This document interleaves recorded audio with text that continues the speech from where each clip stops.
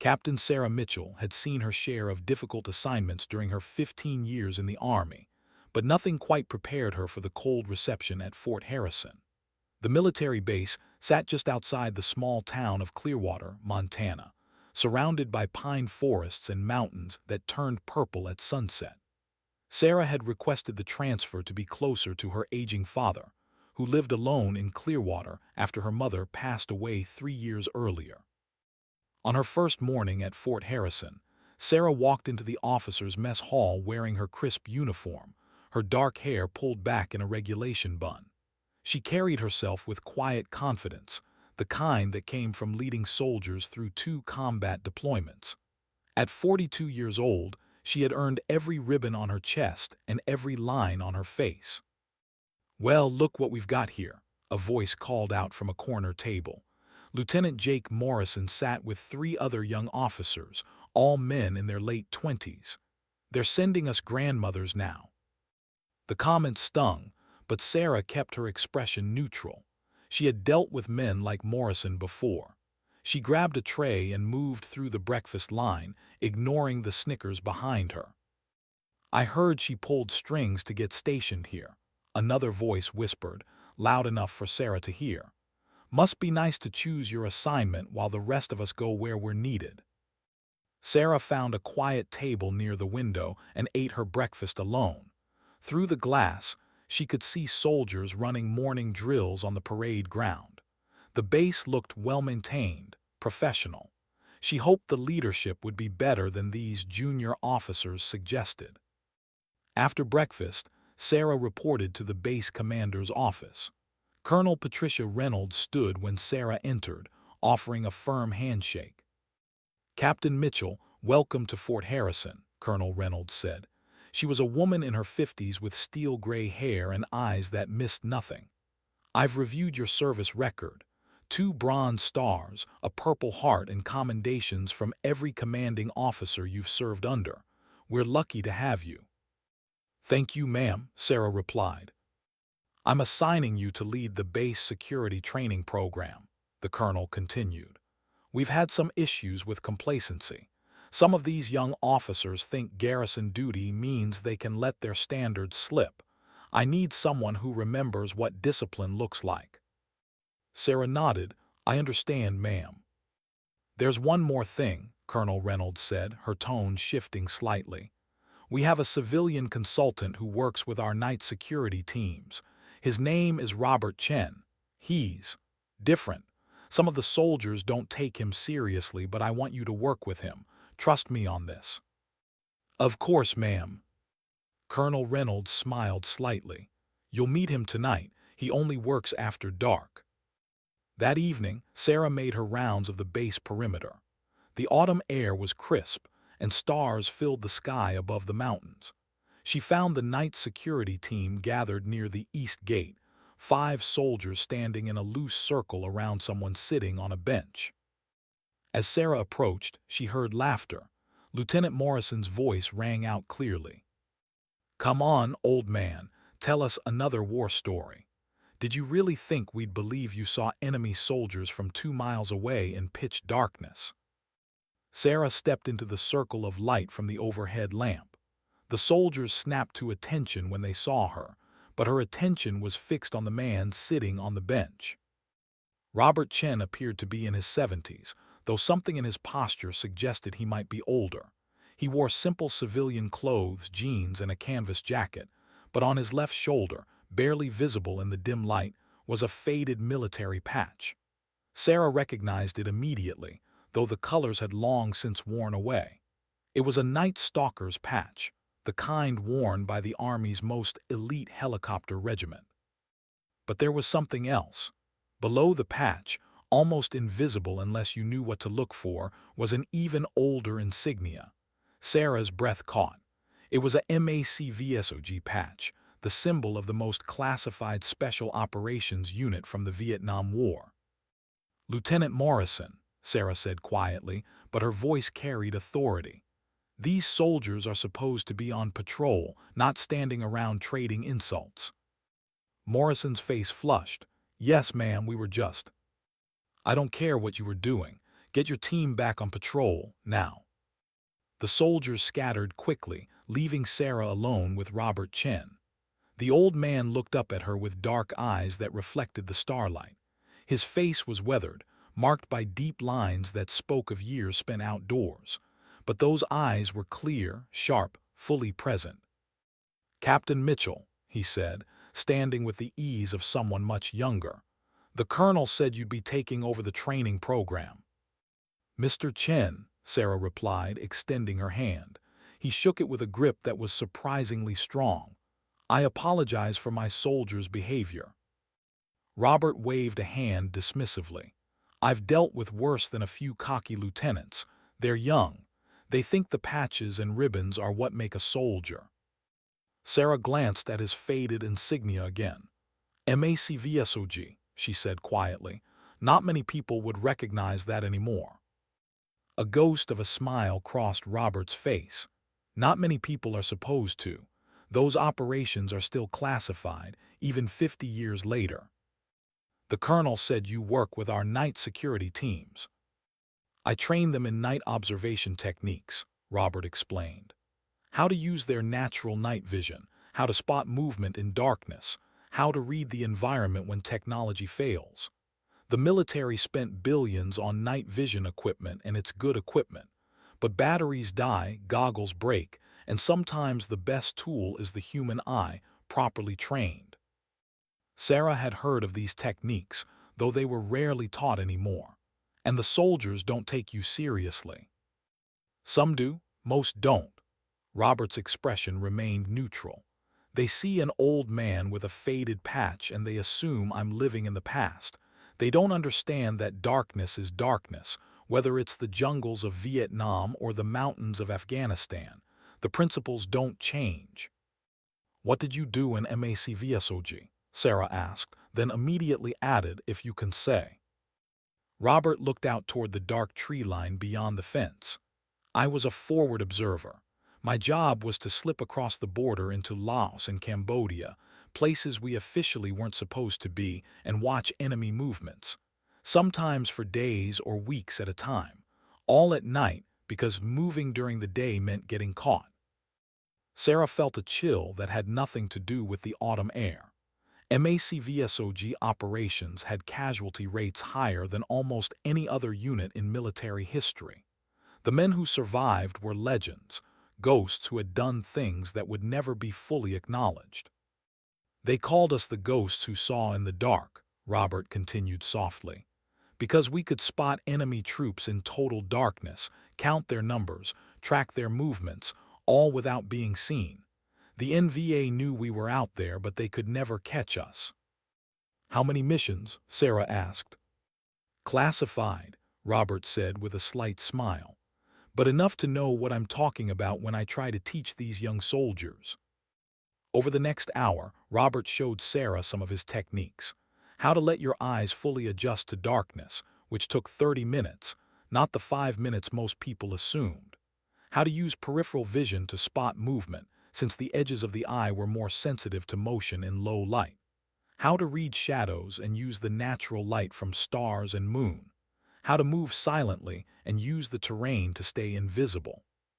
Sarah was impressed. These weren't the rambling stories of an old veteran lost in memories. This was practical, applicable knowledge taught by someone who had survived because he mastered these skills. "Why do you do this?" Sarah asked as their session ended. "You could be retired, living comfortably. Why come out here every night to train soldiers who mock you?" Robert was quiet for a long moment. "Because someday, one of these kids is going to be in a situation where their technology fails, and they'll be alone in the dark with an enemy nearby. And if I can teach them something that keeps them alive, something that brings them home to their families, then a little mockery is a small price to pay." Sarah felt a lump in her throat. This was why she had stayed in the army all these years, not for glory or promotions, but to serve something larger than herself, to protect the people who couldn't protect themselves. "I'd like to work with you," Sarah said. "Learn what you know, help you teach it properly." Robert studied her face in the starlight. Colonel Reynolds said you were different from the others. I think she was right. As Sarah walked back to her quarters that night, she thought about the young officers who had mocked Robert Chen, who had dismissed him because of his age and his faded patch.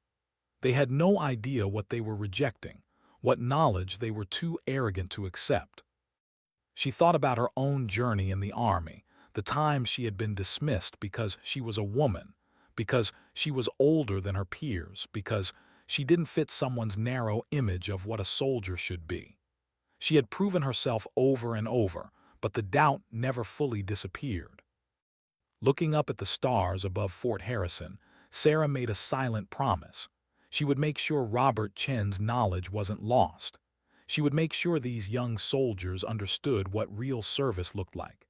And she would do it not through lectures or punishment, but by showing them the truth. She didn't know it yet, but that promise would be tested sooner than she expected, and in ways she couldn't possibly imagine. The next 2 weeks fell into a pattern. Sarah spent her days reorganizing the security training program, reviewing procedures, and identifying weaknesses in the base's defensive posture. Her nights were spent with Robert Chen, learning the skills he had mastered over decades of service. Lieutenant Morrison and his group of young officers continued to make snide comments, though they were more careful when Sarah was around. She heard them through the grapevine, jokes about the old folks club, suggestions that Sarah was wasting time with Robert because she was too old to keep up with modern warfare. Sarah ignored them. She had learned long ago that proving yourself to skeptics was a waste of energy. Better to focus on the work and let results speak for themselves. One evening, Robert brought Sarah to a section of forest just outside the base fence. The moon was a thin crescent, providing almost no light. The darkness under the pine trees was absolute. "This is where I bring the soldiers who actually want to learn," Robert explained. "The ones who get past their pride and realize they don't know everything." "How many is that?" Sarah asked. "In the past year, 3. Robert's voice carried a note of sadness. "The military has changed.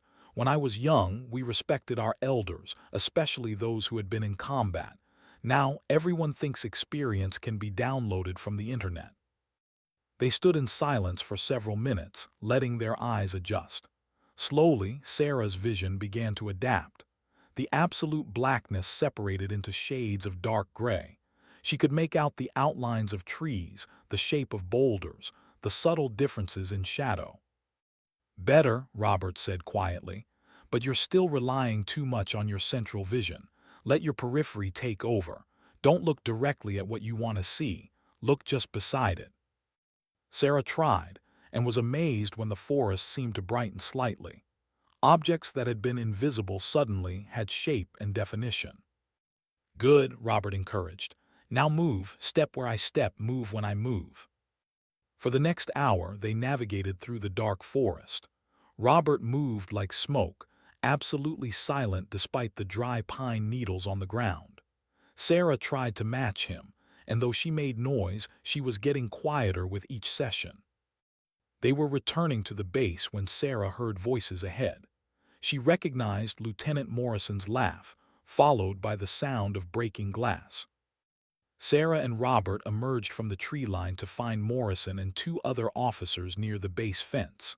They had been drinking. Several empty beer bottles lay on the ground. When they saw Sarah and Robert, Morrison tried to straighten up, but his movements were sloppy. "Captain Mitchell," he slurred, "out playing commando with Grandpa." Sarah's jaw tightened, but she kept her voice level. "Lieutenant, you're drinking on duty. That's a court-martial offense." Morrison's expression turned ugly. "We're off duty, ma'am, just having a few beers before shift starts." "Your shift started 30 minutes ago," Sarah said coldly. "And you're in uniform, which means you're representing the United States Army. Get back to barracks. I'll deal with you in the morning." "This is bullshit," one of the other officers muttered. "You and the old man act like this is Vietnam. Things are different now." Robert stepped forward, his voice quiet but cutting. "You're right. Things are different. In Vietnam, soldiers who showed up drunk for duty got their whole team killed. Here, you just get a slap on the wrist and keep disgracing the uniform. Morrison's face flushed red. You don't get to lecture me, old man. I've served in Afghanistan. I've been in combat. What have you done lately besides bore us with stories? That's enough, Sarah snapped. All three of you return to barracks immediately. Report to my office at 700 hours. Move. The three officers stumbled away, their muttered complaints fading into the distance. Sarah turned to Robert, who was staring after them with an expression she couldn't quite read.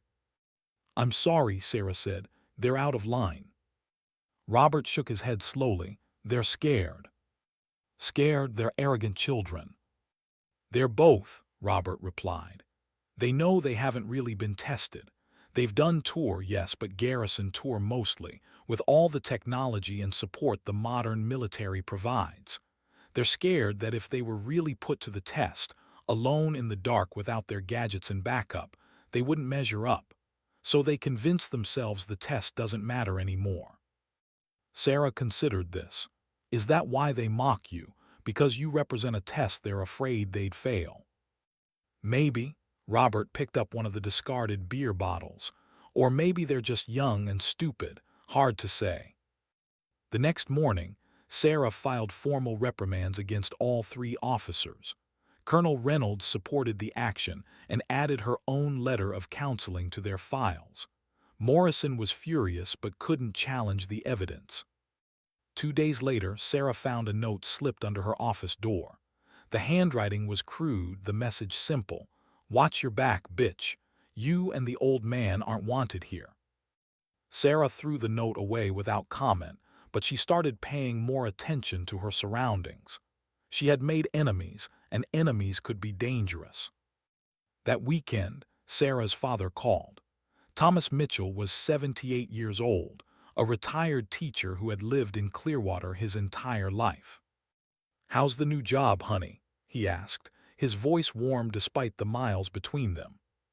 It's fine, Dad. How are you feeling?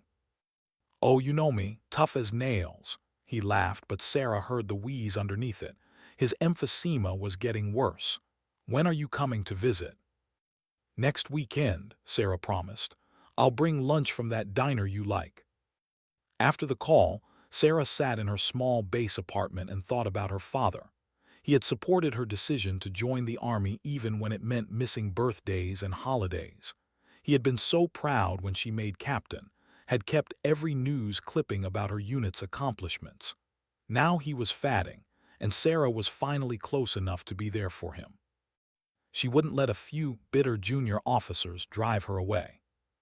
The following week, Robert invited Sarah to observe one of his training sessions. 3 soldiers had actually signed up, a promising development. They met at the East Gate just after sunset. The 3 soldiers were younger enlisted troops, not officers. Specialist Amy Rodriguez, Private First Class David Kim, and Sergeant Marcus Johnson. They looked nervous but eager. Thank you for coming, Robert began. What we're going to learn tonight isn't glamorous. It won't make you look cool on social media, but it might save your life someday. For the next 3 hours, Robert taught them the fundamentals of night observation. He explained how the eye worked, why certain techniques were effective, how to train yourself to see in conditions that seemed impossible. The 3 soldiers listened intently, asked good questions, and practiced diligently. Sarah watched Robert teach and saw a different man than the one Morrison and his friends mocked. This was a master passing on hard-won knowledge, a veteran ensuring that the next generation had every possible advantage. Near the end of the session, Sergeant Johnson asked the question Sarah had been wondering about. Mr. Chen, why is your patch so faded? Couldn't you get a new one? Robert looked down at his shoulder, at the barely visible insignia. This patch was given to me by my team leader in 1969, 2 days before he died on a mission I was supposed to be on. I was injured, stayed behind, and he took my place. I wear it faded like this as a reminder that every mission matters, every decision has weight. And the soldiers who came before us paid prices we can barely imagine. The three young soldiers were quiet, the weight of Robert's words settling over them. The patch is faded, Robert continued, but the lessons it represents are as clear as the day I learned them. That's what I'm trying to share with you. After the session ended and the soldiers left, Sarah and Robert walked the perimeter one more time. "You're good at this," Sarah observed. "Teaching, I mean. Have you ever thought about doing it full time?" Robert smiled. "I'm 76 years old, Captain. How much time do you think I have left for full-time anything?" The casual mention of his mortality struck Sarah harder than she expected. "All the more reason to make sure your knowledge doesn't die with you." "That's why I'm here," Robert said simply. "That's why I come out here every night, even when they mock me, even when they don't show up to learn. Because maybe one soldier will listen, maybe one lesson will stick, and maybe that will be enough." They stood together in the darkness, two soldiers from different generations, both trying to serve something larger than themselves. Sarah realized that despite the gap in their ages and experiences, she and Robert Chen understood each other perfectly. Neither of them knew that their understanding was about to be tested in ways neither could predict, and that the young officers who mocked them would soon learn exactly what those faded patches represented. 3 weeks after Sarah's arrival at Fort Harrison, Colonel Reynolds called her into the office. "Captain, I'm organizing a base-wide field exercise for next month," the colonel explained. "It'll be a 3-day event simulating a breach of base security. I want you and Mr. Chen to design the night portion of the exercise." Sarah straightened in her chair. "Ma'am, the junior officers won't respond well to that. They already think we're out of touch." "Then they'll learn they're wrong," Colonel Reynolds said firmly. "I've watched this base get complacent. I've watched officers treat garrison duty like a vacation. It's time for a wake-up call." Over the next 2 weeks, Sarah and Robert designed a scenario that would test everything the soldiers thought they knew about base security. The exercise would simulate enemy infiltrators attempting to penetrate the base perimeter at night, gather intelligence, and escape undetected. Robert would lead the enemy team, a group of experienced NCOs who volunteered to learn his techniques. Lieutenant Morrison and the other junior officers would lead the defensive teams, using all their training and technology to stop the infiltration. When Sarah announced the exercise details at the officers' meeting, Morrison's reaction was immediate. "With all due respect, ma'am, this is ridiculous," he said, not bothering to hide his contempt. "We have motion sensors, thermal imaging, night vision equipment. There's no way a bunch of old guys sneaking around in the dark are getting through our defenses." "Then you have nothing to worry about," Sarah replied calmly. "Consider it easy training." Another officer, Captain Bradley Wilson, spoke up. "What's the objective for the infiltration team?" "They need to reach 3 designated targets inside the base, photograph specific documents at each location, and extract without being caught," Sarah explained. "If the defensive team catches even one infiltrator with a photograph, they win. If the infiltration team gets all 3 sets of documents and extracts successfully, they win." Morrison laughed. "This'll be over in an hour." The night of the exercise arrived cold and moonless, perfect conditions for what Robert had planned. Sarah stood in the command post with Colonel Reynolds, monitoring radio traffic from the defensive teams. Morrison had positioned his forces carefully. Motion sensors covered every obvious approach. Thermal imaging cameras scanned the tree line. Teams with night vision goggles patrolled the fence line. On paper, the defenses were impenetrable. At exactly 2100 hours, the exercise began. For the first hour, nothing happened. Morrison's voice crackled over the radio, confident and mocking. "Any sign of our ghosts' teams, or did they get lost in the woods?" Sarah said nothing, watching the monitors. She had spent weeks learning from Robert, and she knew what he was capable of. The defenses Morrison trusted had weaknesses, gaps that technology couldn't cover. At 22:15 hours, the first alarm came. Movement at Sector 3, thermal signature approaching the fence. Morrison's team converged on the location, night vision goggles scanning the area. They found nothing but a deer that had wandered close to the perimeter. "False alarm," Morrison reported, frustration creeping into his voice. "Probably the only action we'll see tonight." But Sarah noticed something on the patrol logs. While Morrison's entire team had rushed to Sector 3, other areas had been briefly left unmonitored. She smiled slightly. Robert was using the defenses against themselves, creating distractions that pulled resources away from his actual approach routes. At 23:30 hours, another alarm. This time at Sector 7, another false alarm, another deer. Morrison was getting angry now, his radio discipline slipping.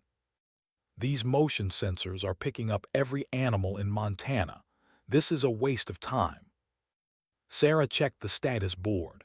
No sign of the infiltration team. No photographs logged. But she knew Robert was out there, moving through the darkness like smoke, using techniques that didn't show up on thermal cameras or trip motion sensors. The first indication that something was wrong came at 1:45 hours.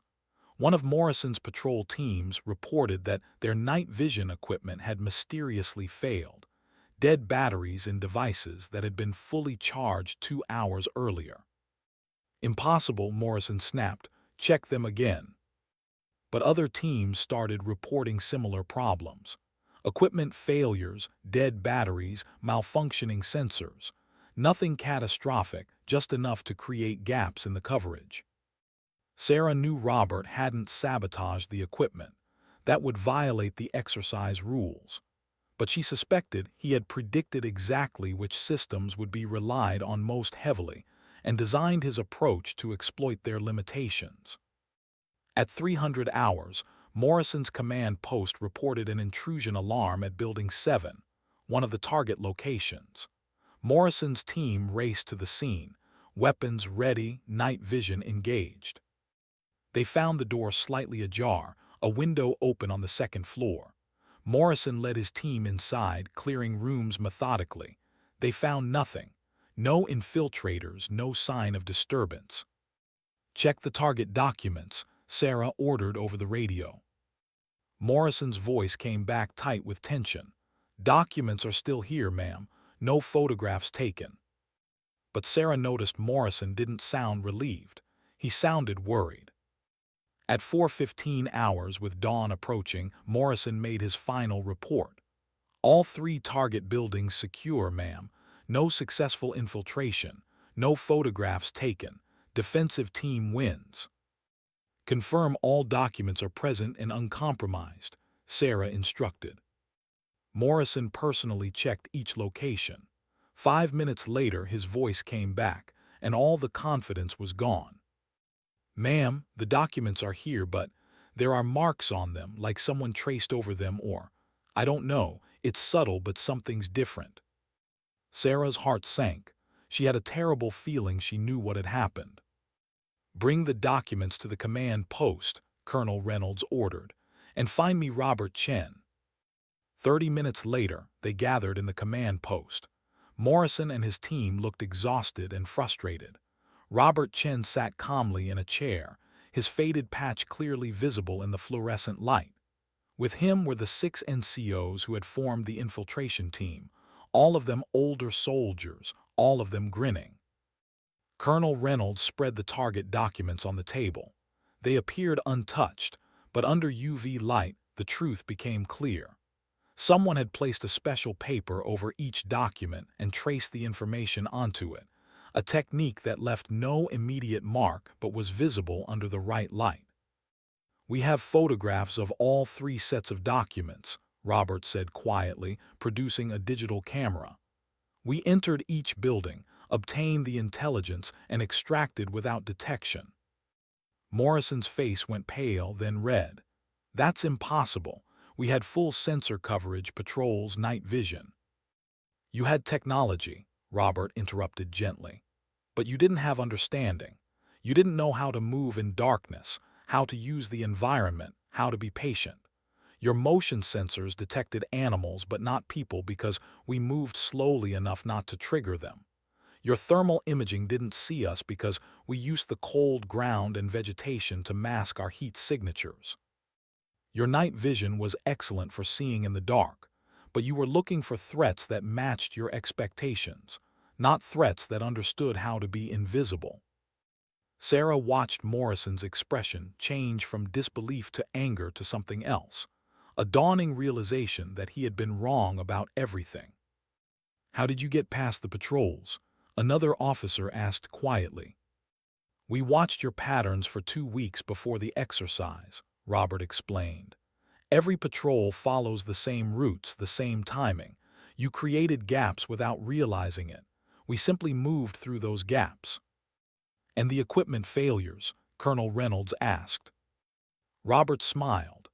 "We didn't touch your equipment, but we knew you'd rely on it heavily, so we planned our approach for times when batteries would naturally be running low, when human attention would be fatting.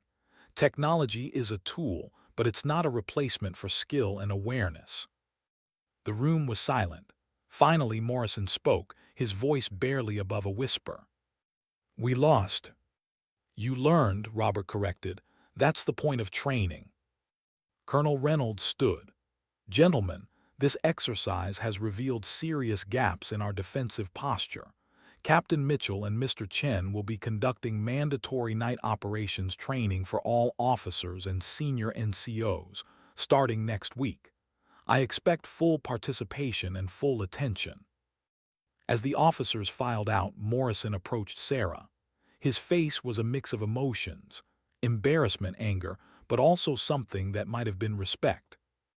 "Captain, I owe you an apology, and Mr. Chen, I was wrong." Sarah nodded. "Apology accepted, Lieutenant. Now let's make sure you learn from this." After Morrison left, Robert turned to Sarah with tired eyes. "They'll take it seriously now.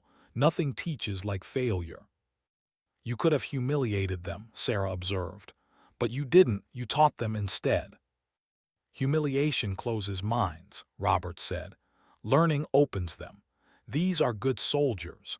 They just needed to understand that old doesn't mean obsolete and new doesn't mean better. Sometimes the old ways work because they're based on fundamental truths that don't change." Sarah thought about her own journey, the times she had been underestimated, the times she had proven herself quietly rather than through confrontation. Robert was doing the same thing, not demanding respect but earning it through undeniable competence. As she walked back to her quarters that morning, watching the sun rise over the Montana mountains, Sarah felt something she hadn't felt in years. She felt like she was exactly where she was supposed to be, doing exactly what she was meant to do. But her sense of peace wouldn't last long. Events were about to unfold that would test everything she and Robert had built, and would reveal truths that neither of them expected. The mandatory night operations training began the following week. The base theater was packed with officers and senior NCOs, many of them skeptical, some openly hostile, but all of them present because Colonel Reynolds had made attendance non-negotiable. Sarah stood at the podium, Robert Chen beside her. She had prepared remarks about the importance of fundamental skills, the limitations of technology, the lessons learned from the exercise. But as she looked out at the assembled soldiers, she realized they didn't need a lecture. They needed a story. "Before we begin," Sarah said, "I want to tell you about the man standing beside me. Not because he asked me to, but because you deserve to know who's teaching you." Robert looked uncomfortable, but Sarah continued. "In 1968, Robert Chen volunteered for MACVSOG, the most classified, most dangerous special operations unit in the Vietnam War. He was 19 years old. Over the next 3 years, he conducted reconnaissance missions deep into enemy territory, often alone, always at night. His job was to watch enemy troop movements and radio back intelligence that saved countless American lives." The room had gone quiet. Even the skeptical officers were listening now. The missions were so dangerous that the average life expectancy for SOG recon men was measured in weeks. The casualty rate was over 100%, meaning soldiers were wounded, recovered, and sent back until they were finally killed or the war ended. Robert completed 47 missions. He was wounded 3 times. He received the Silver Star, 2 Bronze Stars for Valor, and 3 Purple Hearts. Most of his team members didn't make it home. Sarah paused, letting the weight of those words settle. After Vietnam, Robert joined the 160th SOAR, the Night Stalkers. He taught helicopter pilots how to fly in total darkness, how to insert special operations teams without being detected, how to navigate by stars when all instruments failed. He served for 33 years total before retiring. And now, at 76 years old, he volunteers his time to teach you the skills that kept him alive. Morrison stood up from his seat in the back. The room tensed, expecting another confrontation. But when he spoke, his voice was different than before, humbler, genuine. "Mr. Chen, I owe you more than an apology. I owe you the truth. I've served in Afghanistan and I was terrified the entire time. I relied on technology because I didn't trust myself. I mocked you because you represented everything I was afraid I wasn't. A real soldier who earned his place through skill and courage, not just by showing up." Robert nodded slowly. "Fear is honest, Lieutenant. Pretending you're not afraid is what gets people killed. The goal isn't to eliminate fear but to function despite it." Other soldiers began speaking up, sharing their own doubts and concerns. The atmosphere in the room shifted from adversarial to collaborative. Sarah realized they had crossed a threshold. These soldiers were ready to learn. For the next 3 hours, Robert taught. He explained night vision techniques, movement in darkness, observation skills, and silent communication. He shared stories not to brag but to illustrate points, to show how these skills had practical applications. The soldiers took notes, asked questions, and practiced the techniques Robert demonstrated. It was the most successful training session Sarah had ever witnessed. Over the following weeks, attendance at Robert's evening sessions grew. Officers who had mocked him now studied under him. The base's defensive capabilities improved measurably. Colonel Reynolds was pleased, and Sarah felt a deep satisfaction watching Robert's knowledge being passed to a new generation. Then, on a Tuesday in late November, everything changed. Sarah was in her office when her phone rang. It was a number she didn't recognize from Clearwater. "Is this Captain Sarah Mitchell?" a woman's voice asked. "Yes, speaking." "This is Clearwater General Hospital. Your father, Thomas Mitchell, was brought in by ambulance an hour ago. He's stable, but you should come as soon as possible." Sarah's world tilted. What happened? "He collapsed at home. The neighbor found him. The doctors are running tests, but it looks like a cardiac event." Sarah was out the door in seconds. She drove the 40 miles to Clearwater in a blur, her mind racing. Her father had seemed fine on the phone last week. He was supposed to be tough as nails. He couldn't be dying. Not now. Not when she was finally close enough to take care of him. At the hospital, Sarah found her father in a bed in the cardiac unit, looking small and frail in a way that broke her heart. But his eyes lit up when he saw her. "Hey, honey," he said, his voice weak. "Sorry to scare you."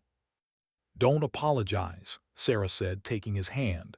"The doctors say you're going to be fine." "They say a lot of things," her father smiled. "But I'm 78, the warranty's expired." Over the next few days, Sarah divided her time between the hospital and the base. Colonel Reynolds was understanding, giving her flexibility to be with her father. Robert Chen visited the hospital twice, bringing books and sitting with Thomas when Sarah needed to work. On the third day, Sarah found Robert and her father deep in conversation about the Vietnam War. Her father had been draft age during the conflict, but had avoided service due to his poor eyesight. He had always regretted not serving. "You didn't miss much," Robert was saying. Mostly it was being scared, hot, and confused in that order. But you made a difference, Thomas insisted. You saved lives. Robert was quiet for a moment.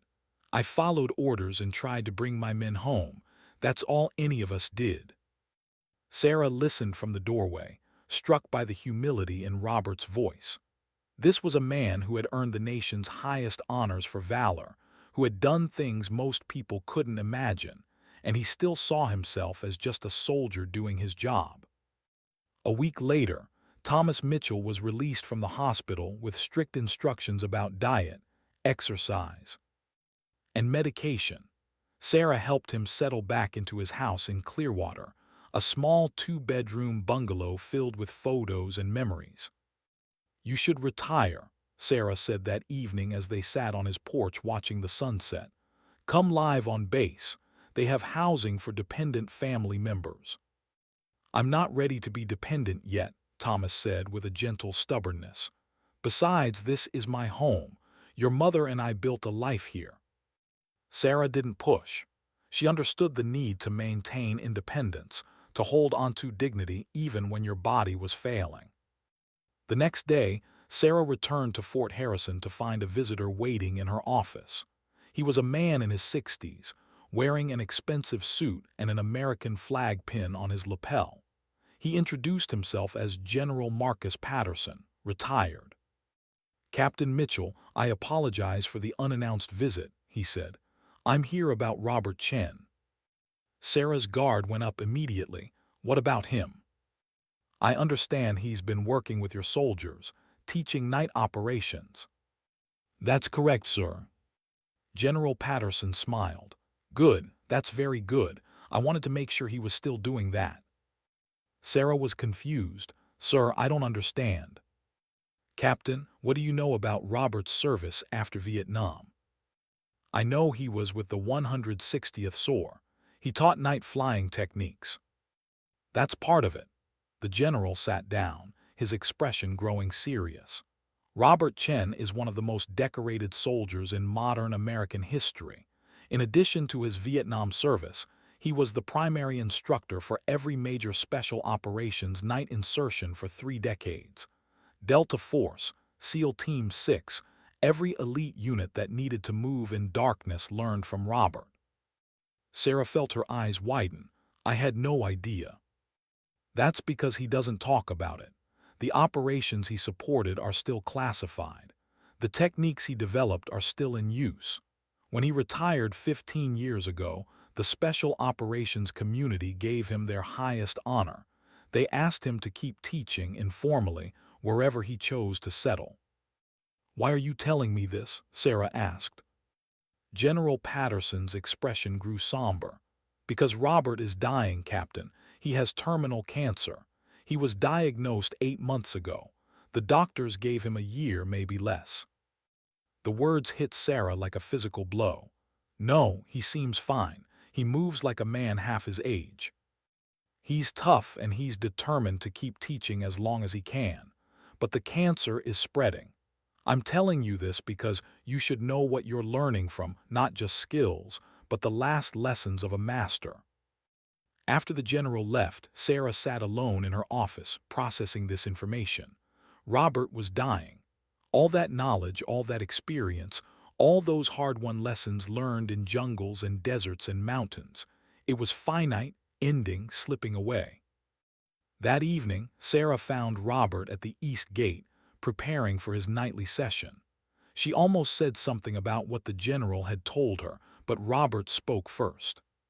"Your father's going to be okay," he said. "He's tougher than he thinks." "How did you know I was worried?" Sarah asked. "Because that's what good daughters do. They worry," Robert smiled. "And because I recognize the look, I've worn it enough times myself." They walked the perimeter in comfortable silence. Finally, Sarah spoke. "Why didn't you tell me about the cancer?" Robert stopped walking. He was quiet for a long moment before answering. "Because I didn't want it to change how you saw me. I'm not a dying old man to be pitied. I'm a soldier with a job to do, and I'm going to do it as long as I can. You should be resting, getting treatment." I did the treatments. They bought me some time. Now I'm using that time the way I choose, passing on what I know to soldiers who might need it someday. Robert's voice was firm but not angry. This is my choice, Sarah. Let me make it. Sarah understood. She had spent her career fighting to have her choices respected, to be seen as capable rather than fragile. She couldn't deny Robert the same dignity. Teach me everything, she said. I want to learn everything you know so I can keep teaching it after you can't anymore. Robert nodded slowly. I was hoping you'd say that. For the next 3 months, Sarah became Robert's constant student. Every night they worked on techniques, scenarios, and skills. Robert shared not just the mechanics but the philosophy behind them, the patience, the awareness, the understanding that true mastery came from respecting both the enemy and the environment. The other soldiers noticed the change in their relationship, the intensity of their training. Some asked if they could join the advanced sessions. Robert accepted a select few, Morrison among them, humble now and eager to learn. In February, Robert's condition worsened. He started having trouble breathing, moving more slowly. But he kept coming to the base every night, kept teaching, kept pushing himself beyond what seemed possible. On a cold evening in early March, Sarah found Robert sitting on the bench near the east gate, looking out at the mountains.